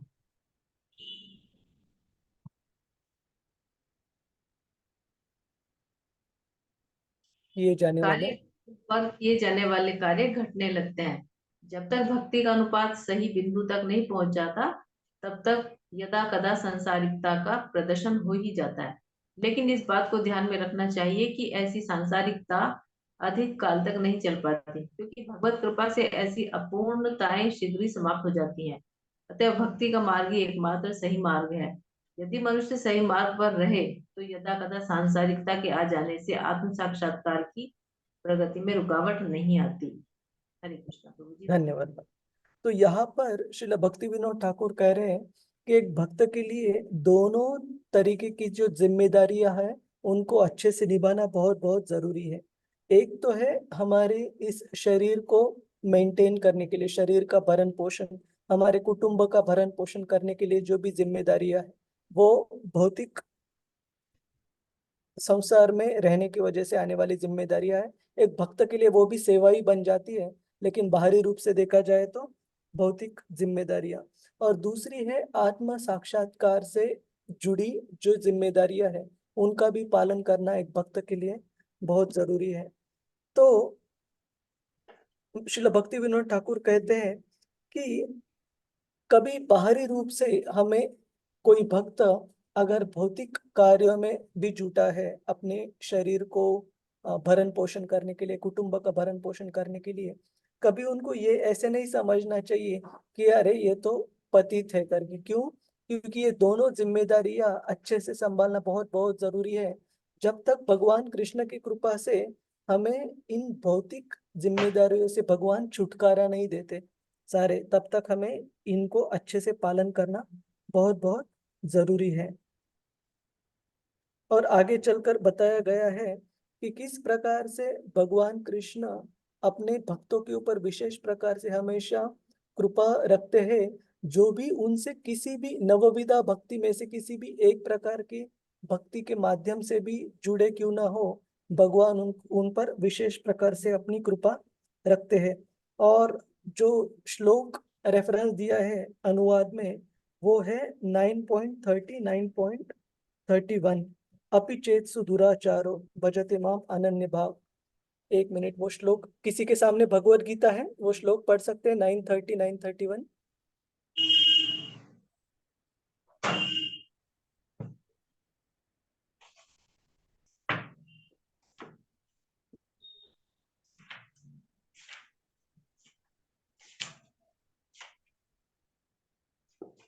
हरे कृष्णा प्रभु जी। मैं हरे पढ़ूं कृष्ण। क्या? हाँ, हरे कृष्णा प्रभु जी। यस माता जी। 9:31 ना प्रभु जी? उसका 9:30 9:30। 9:30। हरे कृष्ण। 9:30 में अनुवाद है, यदि कोई आप घनन्य से, श्लोक पढ़िए, श्लोक पढ़िए। अच्छा, अपि चेत सुदुराचारो भजते भजते मामन्य भाग साधुरेव स मंतव्य समज्ञ व्यवसितो हस। हाँ, यदि एक कोई मिनट।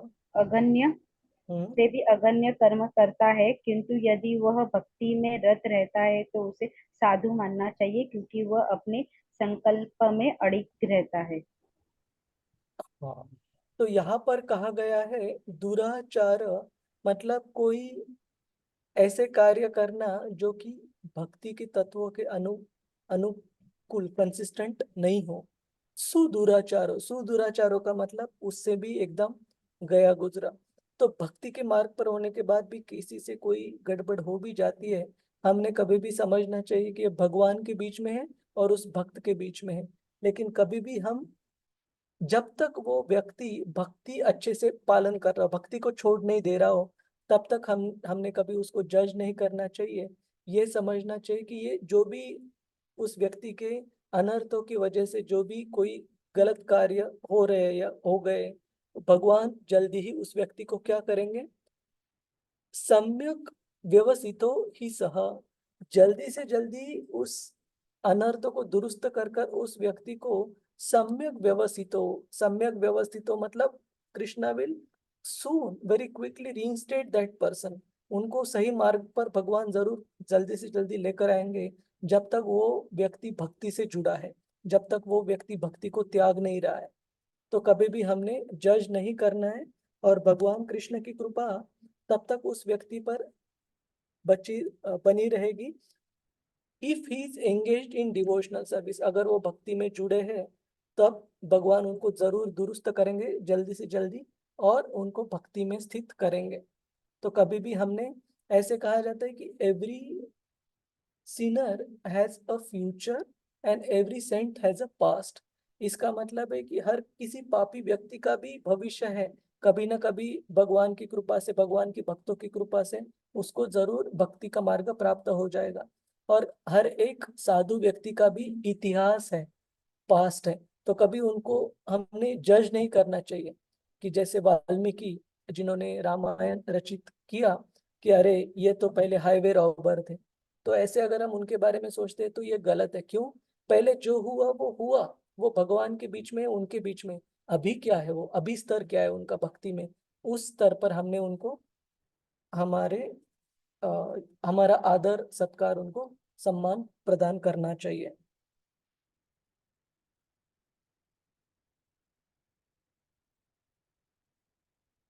और यहाँ पर सुदुराचार का मतलब प्रभुपाद ये भी बताते हैं। एक मिनट, हम यहाँ पर जाएंगे एक बार। भक्ति विनोद ठाकुर, पैराग्राफ 9। अत्यंत गर्हित कर्म करने वाले। हाँ हाँ, ये जो सुदुराचार शब्द है इसको श्रील भक्ति विनोद ठाकुर कैसे एक्सप्लेन करते हैं, ये एक बार हम देखेंगे। यहाँ पर क्या कह रहे हैं भक्ति विनोद ठाकुर जी, मनुष्य को चाहिए कि दुष्चरित्र का अर्थ ठीक से समझे।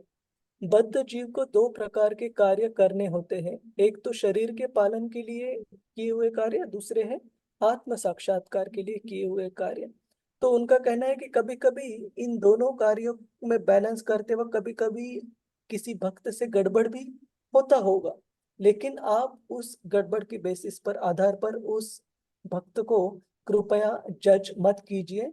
वो भगवान के बीच में है, उस भक्त के बीच में भगवान उसको जरूर दुरुस्त करेंगे। तो इसके बारे में मैं एक उदाहरण देना चाहूंगा कि एक बार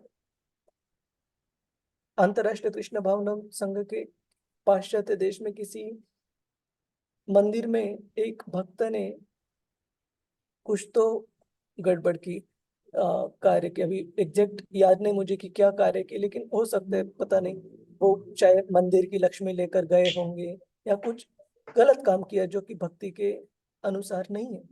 और प्रभुपाद जी ने उस भक्तों को कभी त्यागा नहीं था, लेकिन उस मंदिर के जो कमेटी थी, उनके जो दूसरे एक भक्त थे, उन्होंने पूरी जो भक्तों का समाज था उस मंदिर के, उन भक्तों की कम्युनिटी में ये चीज स्प्रेड कर दी कि इस भक्त ने क्या गलत काम किया था, और जिसकी वजह से वो अभी निकल गए, मतलब भक्तों के संग में नहीं है। तो प्रभुपाद जी बिल्कुल खुश नहीं थे जब उनको पता चला कि एक भक्त ने दूसरे भक्त के गलत कार्य को पूरे कम्युनिटी में स्प्रेड कर दिया। प्रभुपाद जी ने कहा कि you have just made it much more difficult for that devotee to come back. आपने उस भक्त को फिर से भक्ति में आने के लिए बहुत दुष्कर कर दिया, बहुत मुश्किल कर दिया। क्यों? क्योंकि इतनी आपने उनकी गलत चीज को फैलाया है, तो उनको उतना गिल्ट फील होगा कि मैं वापस आऊंगा तो भक्त क्या कहेंगे, मुझे स्वीकार करेंगे कि नहीं अपने भक्त समाज में। तो कहने का मतलब है एक मैच्योरिटी, एक मैच्योरिटी को हम क्या कहते हैं? प्रगल्भता, परिपक्वता प्रभु जी। परिपक्वता। हाँ, परिपक्वता से देखने की जो दृष्टिकोण है वो ये है कि अगर भक्त से कुछ गड़बड़ होती भी है तो जो भी अथॉरिटीज है, वरिष्ठ भक्त है, उनको पता हो के और भगवान को पता होना उतना सफिशिएंट है। हमने बाकी किसी ने कभी उसके लिए गॉसिपिंग जो कहते हैं वो नहीं करनी चाहिए। क्यों? अगर हम वैसे करेंगे तो उस भक्त के लिए बाद में भक्तों के संग में वापस आना उतना ही हम मुश्किल कर रहे हैं। तो ऐसे कभी नहीं करना चाहिए। तो हम आगे बढ़ते हैं।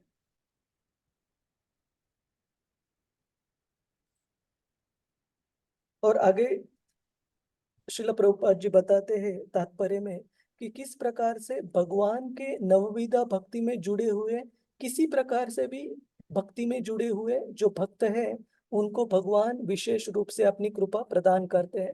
और इन नवविधा भक्ति के अलग अलग भक्तों के उदाहरण देते हैं श्रील प्रभुपाद जी। जैसे श्रवणम के लिए हम उदाहरण देखते हैं परीक्षित महाराज, कीर्तनम के लिए शुकदेव गोस्वामी, स्मरणम के लिए प्रहलाद महाराज, स्मरणम पाद सेवनम के लिए लक्ष्मी जी, पाद सेवनम अर्चनम पृथु महाराज, अर्चनम वंदनम के लिए अक्रूर जी, अर्चनम वंदनम दास्यम के लिए हनुमान जी, साख्यम के लिए अर्जुन, आत्मनिवेदन के लिए बलि महाराज। तो इन अलग अलग भक्तों के उदाहरण देते हैं कि किस प्रकार से एक या ज्यादा जो नवविधा भक्ति की विधि है उनका उनके उनमें रुचि लेकर उनमें कार्य कर कर भक्ति के हम भगवान कृष्ण से उनकी कृपा प्राप्त कर सकते हैं। और श्रील प्रभुपाद जी बाद में बताते हैं कि किस प्रकार से इस मंत्र के ऊपर भक्तों ने ज्यादा सोचना नहीं चाहिए कि भगवान को याद दिलाना जरूरी है क्या। बिल्कुल जरूरी नहीं है हमारे शुद्ध भक्ति के सिद्धांत के अनुसार देखा जाए तो। और प्रभुपाद इसके लिए हमें बताते हैं कि ये जो मंत्र है और बाकी जो भी समस्त वैदिक मंत्र है, इन सारे मंत्रों का जो सार है वो प्राप्त है श्रीमद् भागवतम में, जो कि शुद्ध भक्ति के बारे में केवल चर्चा करता है। तो जब तक हम उसका पालन करेंगे बाकी ये सारी चीजें उसमें ही कवर हो जाएंगी। श्रीमद् भागवत वैदिक ज्ञान रूपी वृक्ष का पक्व फल है। तो उसकी अगर सूचनाएं हम अच्छे से पालन करेंगे बाकी कुछ ज्यादा सोचने की जरूरत नहीं है। और प्रभुपाद जी बाद में भगवान के लिए जो श्रवण और कीर्तन की जो विधि है उसका महत्व बताते हैं। एक श्रीमद् भागवतम से बहुत सुंदर श्लोक यहाँ पर कोट कर जो कि परीक्षित महाराज का सबसे महत्वपूर्ण प्रश्न था कि ऐसे मनुष्य जो कि मृत्यु के समीप है, a person who is about to die, उनकी जिम्मेदारी क्या है। प्रत्येक मनुष्य विशेषतः जो मृत्यु के समय है उसका कर्तव्य क्या है। तो उसके बारे में प्रभुपाद जी ये दूसरे स्कंद से बहुत विशेष श्लोक कोट करते हैं। आप कृपया दोहराने की कोशिश कीजिएगा, बहुत महत्वपूर्ण श्लोक है। और नामनिष्ठ प्रभु जी का भी ये काफी फेवरेट है। प्रभु जी काफी बार इस श्लोक को कोट करते हैं अपने क्लासेस में, तो दोहराइएगा कृपया। तस्मात् भारत सर्वात्मा तस्मात् भारत सर्वात्मा भगवान ईश्वरो हरिः भगवान् ईश्वरो हरिः श्रोतव्यः कीर्तितव्यश्च श्रोतव्यः कीर्तितव्यश्च स्मर्तव्यश्च स्मर्तव्यश्चेच्छता भयम् स्मर्तव्यश्चेच्छता भयम्। तो ये जो आखिरी शब्द है क्षता भयम, इसका मतलब है भय का अगर हमें त्याग करना है। तो बेसिकली जो प्रश्न है वो क्या है कि कर्तव्य क्या है ऐसे मनुष्य का, विशेषता जो मृत्यु के एकदम समीप हो, जो मृत्यु को प्राप्त करना है। तो उस पर शुकदेव गोस्वामी बताते हैं कि किसी भी व्यक्ति को अगर भय से मुक्ति प्राप्त करने, जैसे मृत्यु के समय है तो भय होना काफी स्वाभाविक है, लेकिन किसी भी स्थिति के मनुष्य को अगर चिंता या भय से मुक्ति प्राप्त करनी है तो क्या करना चाहिए। भगवान कृष्ण जो कि सारे जीवों में स्थित है सर्वात्मा के रूप में, उनका श्रोतव्य, उनके बारे में हमेशा सुनना चाहिए। कीर्तितव्यश्च, उनके बारे में उनका कीर्ति का गुणगान यशोगान करना चाहिए। स्मर्तव्यश्चैव, और उनका स्मरण करना चाहिए। प्रत्येक व्यक्ति जो समस्त चिंताओं से मुक्त होने का इच्छुक है, चाहिए कि वह पूर्ण पुरुषोत्तम भगवान के विषय में सुने, उनका गुणगान करे और उनका स्मरण करे, क्योंकि भगवान सभी वस्तुओं के परम निर्देशक, समस्त कष्टों को हरण करने वाले और तथा समस्त जीवों के परमात्मा है। हरि का मतलब क्या है? One who takes away all inauspicious. जो जो भी हमारे जीवन में हमारे भक्ति के लिए अच्छी चीज नहीं है, भगवान कृष्ण उसको दूर करेंगे। तो इस तरीके से भगवान का श्रवण, कीर्तन और उनका यशोगान और स्मरण करने से हम इस चिंता को दूर कर सकते हैं। ये कर्तव्य बताया गया है शुकदेव गोस्वामी द्वारा। और अंत में शिला प्रभुपाद जी बताते हैं कि किस प्रकार से सामान्यतः एक जो मनुष्य रहता है इस जीवन में, ये अपना दिन और अपनी रात दिन बनाए रखता है अपनी भौतिक प्रगति करने के लिए, अर्थार्जन करने के लिए, ज्यादा से ज्यादा पैसे कमाने के लिए, और रात्रि का इस्तेमाल करता है नींद के लिए और इंद्रिय तृप्ति के लिए। तो एक मनुष्य को चाहिए जिस किसी अवस्था में हम हो, भगवान की दया से वो अवस्था ठीक है, लेकिन हमने उस अवस्था में क्या करने का प्रयास करना चाहिए? But one should mold his life in such a way that he can engage in godly activities without wasting a second. तो इस हिसाब से ईशोपनिषद हमें सिखा रहा है कि हमें ऐसे हमारे जीवन को, एक मिनट यहाँ पर,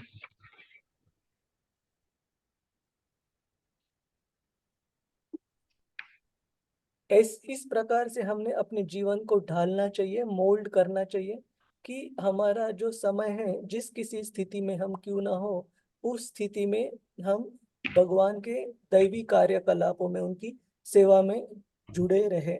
जैसे हम में से तो सारे भक्त काफी भाग्यशाली है कि बहुत मुश्किल कार्य नहीं है हमारे, लेकिन कुछ कुछ भक्त ऐसे हैं जिनके जीवन में काफी मुश्किल कार्य उनको कर्तव्य के रूप में प्राप्त होते। जैसे जब अमेरिका का और इराक का युद्ध चल रहा था 2000 के बाद, अफगानिस्तान के बाद इराक के ऊपर भी हमला कर दिया था।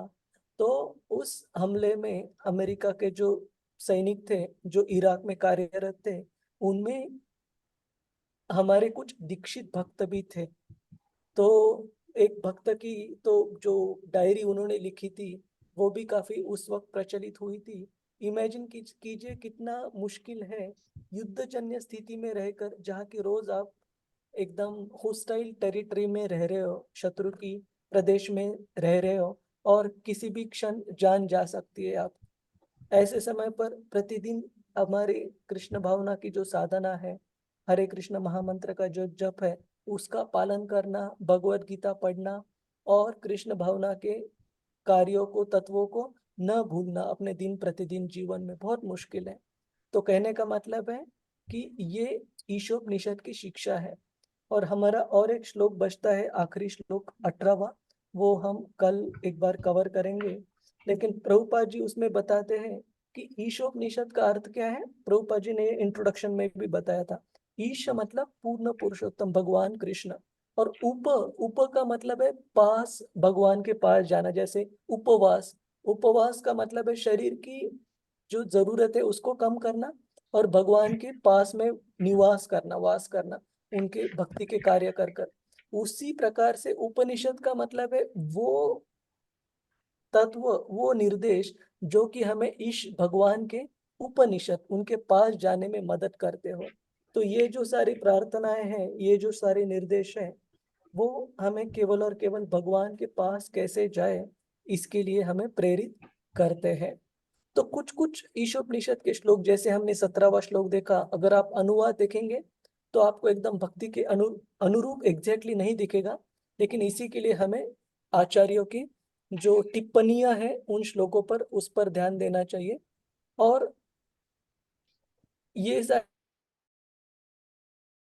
एकदम शुद्ध भक्ति के लिए नहीं बने हैं, इसमें भी उपनिषदों में कहा गया है कि कुछ कुछ मोड ऑफ गुडनेस विष्णु भक्ति के लिए, कुछ कुछ निम्न स्तर के इसके लिए भी है, जो इच्छा रखते हैं उनके लिए भी। लेकिन जो भक्ति के लिए बात कर रहे हैं वो भी सारे एकदम शुद्ध भक्ति के स्तर पर नहीं है, क्योंकि अलग अलग लोगों को भगवान की तरफ आकर्षित करने के लिए इसमें श्लोक बताए गए हैं। ठीक है, किसी का कोई प्रश्न है इस 17वें श्लोक के ऊपर? तो ये 17वां श्लोक क्या दर्शाता है? मृत्यु के समय पर भगवान को करने की जो प्रार्थनाएं हैं वो यहाँ पर बताई गई है। आर्ट ऑफ डाइंग, ये इसका टाइटल है, मतलब जो जीवन त्याग करने की जो आर्ट, जो कला है, उसके बारे में ये श्लोक है। लेकिन भक्त को ये सब करने की जरूरत नहीं है, याद दिलाने की। संजय प्रभु जी, हरे कृष्णा। हरे कृष्णा प्रभु जी, दंडवत प्रणाम प्रभु जी। प्रभु जी, धन्यवाद प्रभु। मेरा इस पे क्वेश्चन नहीं है, लेकिन मैं जब भी प्रभुपाद के तात्पर्य पढ़ता हूँ तो प्रभुपाद ऑलमोस्ट वेदांत सूत्र का कोट ज्यादा करते हैं। करेक्ट। तो वेदांत सूत्र मैं समझा नहीं प्रभु जी, काफी दिनों से मैं ये क्वेश्चन, कभी एक बार मैं सुना भी था आपके मुंह से, लेकिन अभी वापस मैं वो रिपीट सुनना चाहता हूँ प्रभु। हरे कृष्ण। वेदांत सूत्र क्या है? सबसे पहले अगर ज्ञान प्राप्त करना है आध्यात्मिक जीवन में, तो शास्त्र कहाँ गाइड करते हैं हमें? वेदों की तरफ गाइड करते हैं। वेदों में यजुर्वेद, ऋग्वेद, अथर्ववेद और सामवेद है। लेकिन इन 4 वेदों को डायरेक्ट रेफर करने में दिक्कत क्या है कि कर्म कांड के रिलेटेड बहुत सारे विभाग है उसमें, और भक्ति कहीं तो कोने में छुप कर बैठी है। तो ज्यादातर पॉसिबिलिटी है कि व्यक्ति कर्मकांड चीजों में अटक जाएगा वेदों को पढ़कर।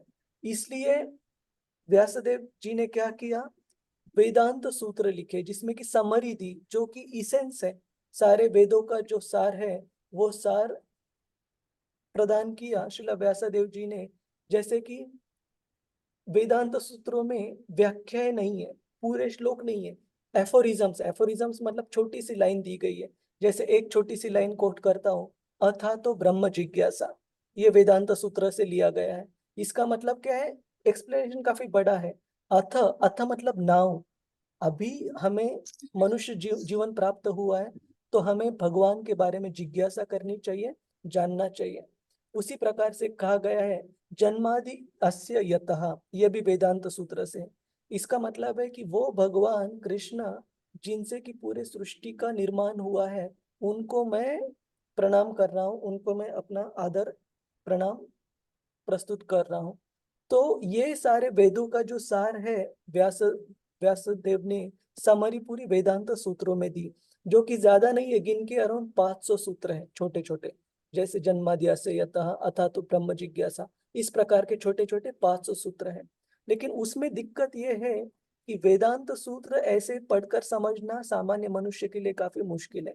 इसलिए नारद मुनि जी ने उनको निर्देश करने के बाद व्यासदेव जी ने कमेंट्री लिखी इन वेदांत सूत्रों के ऊपर। और एज सच लिखते वक्त उन्होंने ये नहीं डिसाइड किया अभी जो वेदांत सूत्र है उनको 1 बाय 1 कवर करके कमेंट्री टिप्पणी लिखूंगा। उन्होंने जो भक्ति, शुद्ध भक्ति है, उसकी डिटेल जो लिखी, इस प्रकार से लिखी को वेदांत सूत्रों को वो सपोर्ट करे, एक्सप्लेन करे, तो वो नेचुरल कमेंट्री कहा गया है। तो सबसे पहले हमने देखे वेदों का सार देखा, वो है वेदांत सूत्र। और वेदांत सूत्रों के ऊपर जो टिप्पणी है वो है श्रीमद् भागवतम। समझा प्रभु जी कि वेदों को रेफर करने में दिक्कत क्या है और वेदांत सूत्रों को रेफर करने में दिक्कत क्या है? प्रभु ये जी, दो ये वेदांत हाँ, सूत्र की एक अलग बुक है यानी? हाँ करेक्ट, अलग लिखित है वो। 500 अप्रोक्सीमेटली 500 सूत्र है उसमें। तो अपने इस लाइब्रेरी में तो नहीं है प्रभु जी वो वेदांत सूत्र? जरूर श्रील प्रभुपाद जी तात्पर्य में लिखते हैं, लाइब्रेरी में है तो हाँ संस्कृत हाँ। किताब ढूंढ के निकाल सकते हैं, ऐसे नहीं कि नहीं निकालेंगे। लेकिन व्यासदेव जी ने भागवत लिखने का बैकग्राउंड ये था कि सामान्य लोग वेदांत सूत्र को रेफर कर कर फायदा नहीं उठा पाएंगे। ये नारद मुनि जी ने खुद कहा उनको। तो आप रेफर करना चाहो तो रेफर कर सकते हैं, लेकिन नारद मुनि जी का डायग्नोसिस है, सामान्य लोग उसको समझना मुश्किल है, वेदांत सूत्र शॉर्ट में दिए गए हैं। ठीक है प्रभु जी। तो भागवतम में उसको विस्तृत रूप से टिप्पणी दी है, जो कि हमें समझने में आसान है। और वेदांत सूत्रों का जो आकलन है पूरा हो जाएगा अगर हम भागवतम को अच्छे से समझेंगे तो। जी ठीक है प्रभु प्रभु जी, जी? बहुत बहुत बहुत धन्यवाद प्रभु जी। हरे कृष्ण। हरे कृष्ण। हरे, और ये टॉपिक हम फिर से एक बार चर्चा करेंगे जब हम भागवतम विस्तार से भक्ति वैभव में जाएंगे। अध्याय क्रमांक 5 और 6 में काफी अच्छे से कवर्ड है फर्स्ट कैंटो के। ठीक है, हरे कृष्ण। जी प्रभु जी, लेकिन अध्याय 5 में तो ये अभी हम गौरीश्याम प्रभु जी के साथ में पढ़ रहे हैं, तो उसमें तो ये चल रहा है ना प्रभु जी, ये अपना नारद मुनि और व्यासदेव। हाँ जी जी जी जी। हाँ, लेकिन उसी में नारद मुनि डायग्नोसिस करते। डायग्नोसिस मतलब पूरा वो एनालाइज करके बताते व्यासदेव जी ने आपने अभी तक क्या क्या लिखा और वो जी कौन समझ सकता है और उनका कंक्लूजन क्या होगा, जी ये जी भी जी बताते हैं। जी ठीक है, जी प्रभु जी, हरे कृष्ण। हरे कृष्ण। और किसी का कोई प्रश्न है? हरे कृष्णा प्रभु जी। संजय प्रभु जी, वो रहुगण का चल रहा है अभी, भरत महाराज की कथा चल रही है उसमें, अध्याय 5 में। हाँ, रघुगुण का भी चल रहा है, पर माता जी वो सुबह की में चल रहा है, शाम के में जो चल रहा है वो वो जड़ भरत प्रभु जी, वो सॉरी अजामिल का प्रभु जी शाम को। अजामिल। हाँ हरे कृष्ण। अजामिल का चल रहा है जी। हरे कृष्ण। हरे और कृष्ण। किसी का कोई सवाल है तो अगर रेफर करना है तो वेदों में सब कुछ है, लेकिन भक्ति के साथ साथ बाकी दूसरी चीजें बहुत ज्यादा है, कंफ्यूज होने का चांस है। उसका सार वेदांत सूत्रों में, लेकिन वेदांत सूत्र काफी संक्षिप्त रूप में है और वो सामान्य मनुष्य के लिए समझना मुश्किल है, इसलिए टिप्पणी लिखी गई है उसके ऊपर जो हम समझ सकते हैं। जी ठीक है, तो हम अभी यहाँ कंक्लूड करते हैं। यहाँ पर 11:36 हो गए रात के, तो मैं यहाँ पर कंक्लूड करता हूँ। और कल हम 18वां जो छोटा तात्पर्य उसका ज्यादा बड़ा नहीं है, वो 18वां श्लोक और उपदेशामृत वो शुरू करेंगे, जो कि हमारी भक्ति शास्त्र की आखिरी आखिरी पड़ाव है हमारा। ठीक जी है, जी प्रभु जी कितने बजे लेंगे? 9:30 मतलब आपका 7 बजे, 7 आपके बजे। 7 बजे, मेरे 9:30 बजे। ठीक है, ठीक है, चलिए, हरे हरे कृष्ण। वम हरे च कृष्णा प्रभु जी। कल्पतरुभ्यश्च कृपा सिन्धुभ्य च पतितानां पावनेभ्यो वैष्णवेभ्यो नमो नमः। अनंत कोटि वैष्णव वृंद की वैष्णव ठाकुर की जय। श्रील प्रभुपाद की जय। हरे कृष्ण। हरे कृष्ण प्रभु हरे जी। कृष्ण प्रभु प्रभु जी, जी, दंडवत दंडवत प्रणाम। हरे कृष्ण प्रभु हरे जी, हरे कृष्णा धन्यवाद। कृष्ण, प्रभु जी, प्रभु दंडवत जी, दंडवत। प्रणाम, बहुत बहुत देखिए आप। धन्यवाद प्रभु जी। हरे कृष्ण, दंडवत। हरे कृष्ण प्रभु जी, दंडवत तबीयत प्रणाम। कैसी है प्रभु जी अब आपकी? क्या हो देखिए गया? तबीयत ठीक है, मतलब एक्चुअली क्या कहते हैं ना, थोड़ा सा लम्प था, गांठ हो गई थी, तो उसका सर्जरी था, बट हो गया ठीक से। हरि बोल प्रभु जी। हरे कृष्ण। अभी डॉक्टर ने कुछ बताया आपको, थोड़ा रेस्ट या रेस्ट तो मैंने ली सर्जरी के बाद, बट अभी धीरे धीरे हो रहा है रिकवरी माता जी, डोंट वरी।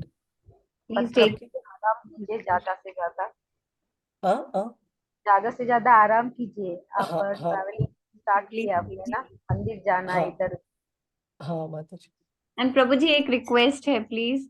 प्रभु जी हाँ, मैं रियली सॉरी, मैं अभी तक मिल नहीं पाई हूँ उनसे। आप मुझे कांटेक्ट नंबर दीजिएगा, मैं आपको व्हाट्सएप करती हूँ। किनका मैं किनका?